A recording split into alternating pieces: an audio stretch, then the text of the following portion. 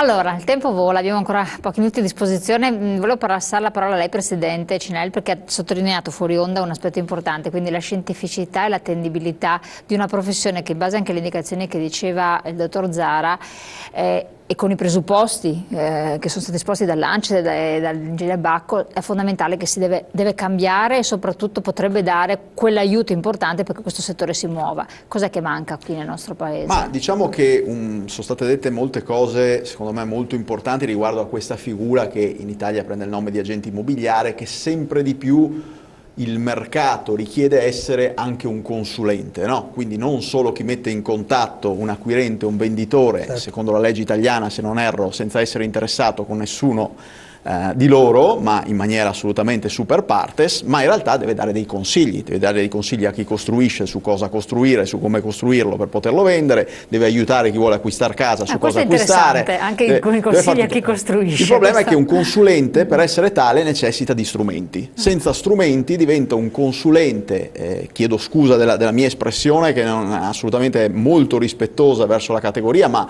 un po' improvvisato, ma non tanto perché voglia essere improvvisato, perché non può fare altrimenti, perché se io non ho dati scientifici su quello che è stato un andamento del mercato anche in una singola proprietà, io posso parlare di quella proprietà e del valore che io attribuisco a una proprietà semplicemente con una mia esperienza, il che è un po' troppo poco. La stessa cosa fa poi il consumatore, in questo caso i consumatori sono due, chi vuole comprare e chi vuole vendere una proprietà immobiliare, che non possono che rifarsi a delle loro esperienze, al prezzo che hanno pagato quando hanno comprato, al fatto che sentono che c'è tanta crisi e vogliono spendere la metà, quando non sanno che magari la metà proprio in quel mercato non è il prezzo giusto perché non si trova. Io raccontavo che noi abbiamo dato vita con un'università all'unico centro studi che oggi in Italia monitora alcuni mercati esteri. In Italia ci sono dei centri studi molto qualificati che monitorano invece i mercati italiani, alcuni derivano anche dall'azione molto importante delle categorie del settore, quindi degli operatori come agenti immobiliari. Il problema è che senza una volontà superiore che imponga, per esempio, una trasparenza assoluta nelle informazioni, diciamo che questi dati arrivano veramente con grande difficoltà, perché sono dei dati dove nella maggior parte dei casi si va a intervistare migliaia e migliaia di operatori. Certo, si può arrivare a un concetto vicino o simile alla verità, però quello che è simile alla verità mi hanno insegnato che non è verità, no? La verità sono i numeri. I numeri ci sono, perché ci sono degli atti, il sistema ha già cambiato in passato una realtà italiana viziata sappiamo da cosa, oggi questa realtà dovrebbe essere meno viziata da alcune situazioni, e però ancora non c'è un sistema che imponga trasparenza. Quindi secondo me la trasparenza è un'altra risposta che sarebbe d'aiuto anche a chi deve poi andare a costruire il prodotto. Ecco, non è stato di ostacolo tutto questo, chiedo tanto a lei ingegnere, direttore, quanto a lei Zara, il sistema fiscale italiano che è andato progressivamente a appesantirsi proprio in quest'ambito, perché era l'unica, pur nella grande poca trasparenza, l'unica certezza che aveva da colpire. Ma questo per certi versi ha determinato anche l'evoluzione tra virgolette, delle vendite in Europa nel mondo immobiliare ma anche nel mondo finanziario, l'incertezza sulla tassazione, la fase di armonizzazione per cui noi comunque dovremmo arrivare a un sistema di tassazione unico in tutta l'Unione Europea, e questo è uno dei paradigmi per cui se non ci sarà, da fuori dicono come riuscirete a mantenerla comunque questa valuta. Il problema dell'unica tassazione sarà un obiettivo, oggi non lo è così. Abbiamo fatto un incontro con alcuni clienti, amici, e per semplificare la cosa abbiamo preso un foglio di carta bianco e sopra abbiamo scritto 500, sono 500 euro. Ecco, alla tua dipartita se tu fossi, e abbiamo raccontato la solita storiella del tedesco, del francese e dell'italiano, se tu fossi un tedesco di questo foglio ti spetterebbe la metà. Agli eredi, alla tua dipartita. Se tu fossi un francese, un po' meno della metà. Siccome sei italiano ti do tutto e mi tengo un pezzetto.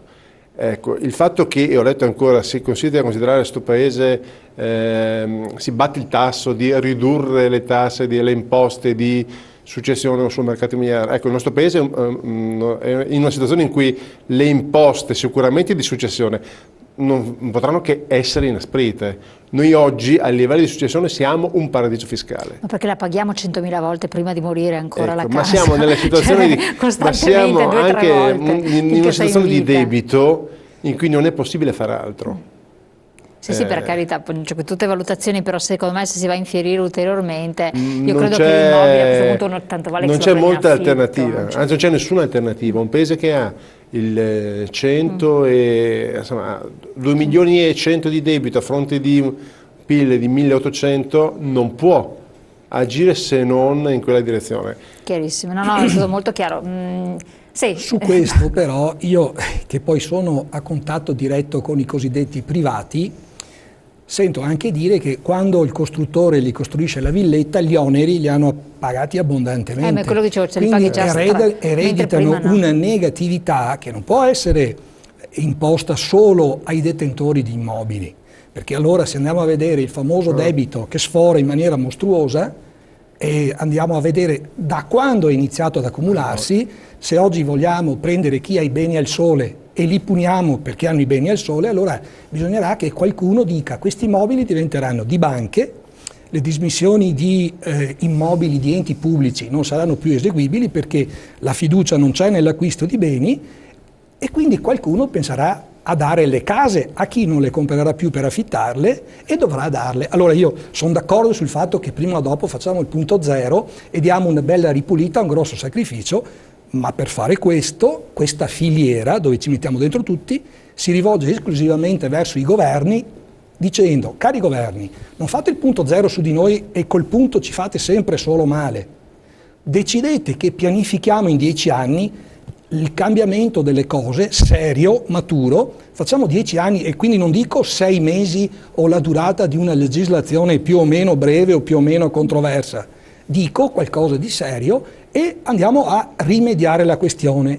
A quel punto è facile anche dire sul mercato immobiliare se ci sono attori capaci, consapevoli, noi molto probabilmente dimentichiamo che nel 2001 con l'avvento dell'euro, nel 2002 abbiamo deciso che 100 milioni erano 100.000 euro, quindi c'è stata una speculazione da paura, gli stipendi per 10 anni successivi sono stati calcolati 1 a 2, no 1 a 1, certo. Quindi signori è giusto dire adesso siamo sotto fino a qua e bisogna prendere una decisione, ma prendiamola pianificata, consapevole, condivisa, se no è la punizione per chi detiene il bene immobile, quella famosa tradizione. Infatti, chiarissimo, è vero, siamo arrivati al termine, per cui devo anche interrompere per dare la parola un attimo di conclusione a quella domanda che l'ho fatto a lei, direttore, ricordando però una cosa, è vero quello che dice anche lei, dottor Zara, senza dubbio, soltanto che se guardiamo sempre in avanti, bisogna guardare in avanti, non indietro, adesso abbiamo generazioni che non avranno più lavoro, cioè avranno lavoro a sprazzi, per cui immaginarsi da pagare anche qualcosa. Un professore della Cattolica ha detto un paio di mesi fa,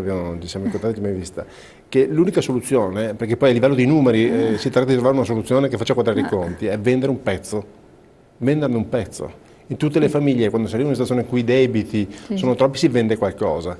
Qualche gioiello di famiglia. Qualche gioiello di famiglia. No, è che purtroppo io quello che dico di giovani da qua in avanti, se non hanno un gioiello di famiglia dove mettersi le gambette sotto. Proprio per rispetto esatto. alle future future generazioni. Dove andare a stare, secondo me, non si compreranno mai più una casa perché le banche non fanno prestiti a chi non ha un contratto a tempo super indeterminato con un'azienda tipo una multinazionale del nostro ospite. Prego, in battuta di chiusura. Sì, io concordo con quello che hanno detto le persone che mi hanno preceduto, ma la questione è molto complessa, per cui è chiaro che l'elemento fiscale come sempre interviene e determina moltissimo. Ma non è l'unico elemento. Non è l'unico elemento. Quindi bisogna un po' fare il sistema tra tutti questi. In Francia nel 2002-2003 erano esattamente nelle nostre condizioni attuali, però da quel momento in avanti hanno normato per arrivare a una rigenerazione urbana e quindi conseguentemente per consentire alle famiglie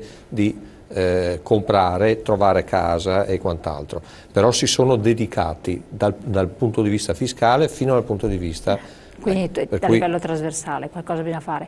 Io vi ringrazio, il tempo è volato perché gli interventi veramente erano molto interessanti, quindi ringraziando i nostri ospiti, a voi di averci seguito, appuntamento naturalmente a domani perché poi comunque riprenderemo in mano questo argomento tra un po' di tempo perché sappiamo che è molto importante ed è strategico anche per gli investimenti, per chi deve farli. Grazie.